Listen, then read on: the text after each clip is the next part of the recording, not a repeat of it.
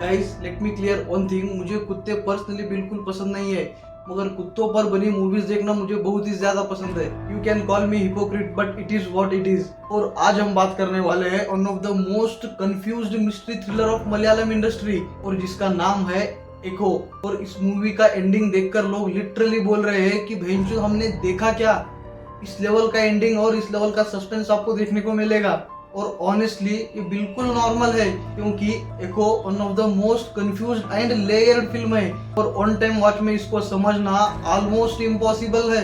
And hats off to the writer Bahul Ramesh.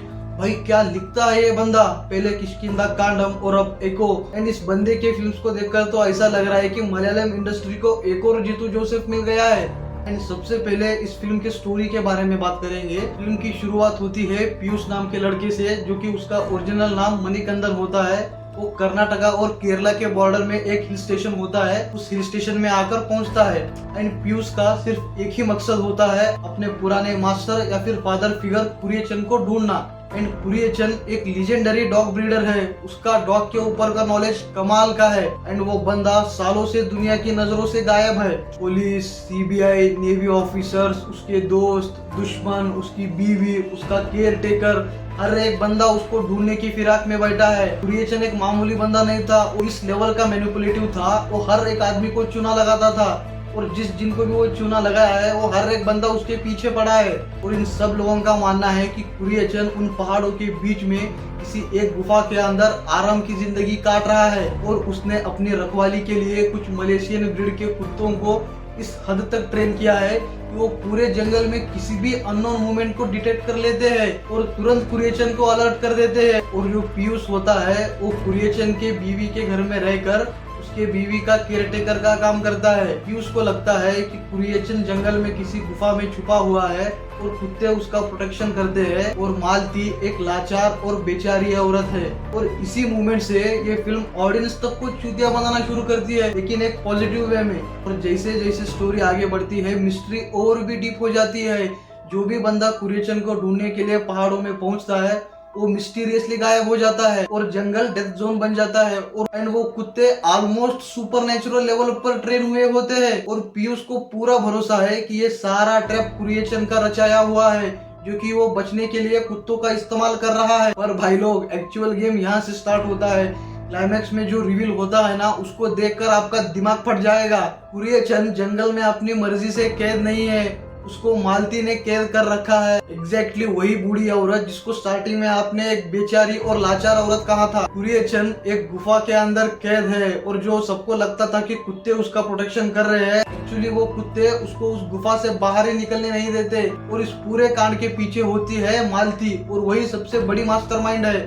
हमें जो लग रहा था कुत्ते उसके प्रोटेक्शन के लिए है, एक्चुअली वो कुत्ते उसके जेलर है, क्योंकि उसको उस जेल के बाहर आने ही नहीं देते। एक्चुअली वो कुत्ते उसके प्रोटेक्शन के लिए नहीं थे, वो कुत्ते उसके जेलर है। ना तो किसी को अंदर आने देते हैं, ना ही कुरियचंद को बाहर। मालती ने कुरियचंद को उसी के सबसे बड़े वेपन से मारा, लॉयल्टी।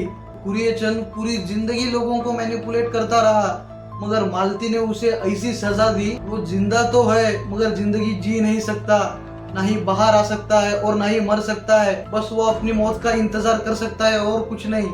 अगर पीयूष मालती को मारने का कोशिश भी करे तो वो मार नहीं सकता। अगर वो मारने के लिए ट्राई भी करे तो पीयूष मालती को मारने से पहले कुत्ते ही पीयूष को मार देंगे। अगर फिर भी किसी हद तक वो कामयाब हो गया मालती को मारने के लिए, तो कुरियचंद को खाना मिलना बंद हो जाएगा, क्योंकि मालती ही खाना बनाकर कुत्तों के जरिए पीयूष को खाना खिलाती है। अगर मालती ही मर गई तो कुरियचंद भी अपने आप मर जाएगा।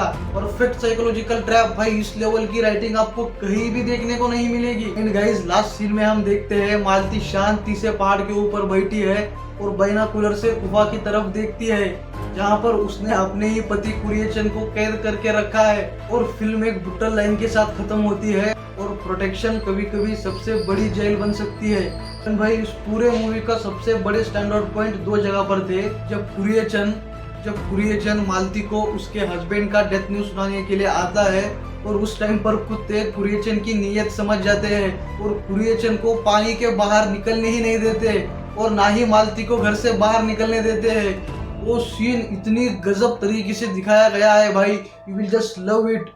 ऑनेस्टली बोलूं तो कुत्ते भी अर्जुन कपूर से बेटर एक्टिंग कर रहे थे। और क्लाइमैक्स में जब पीयूष को पता चलता है कि इस पूरे खेल का मास्टरमाइंड ही मालती है, तब भाई उसके चेहरे पर जो एक्सप्रेशंस आते हैं वो देखने लायक थे। स्टार्टिंग में तो उसके चेहरे पर हंसने वाले एक्सप्रेशंस होते हैं, मगर जैसे उसको रियलाइज होता है कि पूरी मास्टरमाइंड यही है, उस टाइम पर जो लेवल पर उसके एक्सप्रेशंस चेंज होते हैं, और वो सरप्राइज भी और टेरिफाइड भी एक ही मोमेंट पर होता है।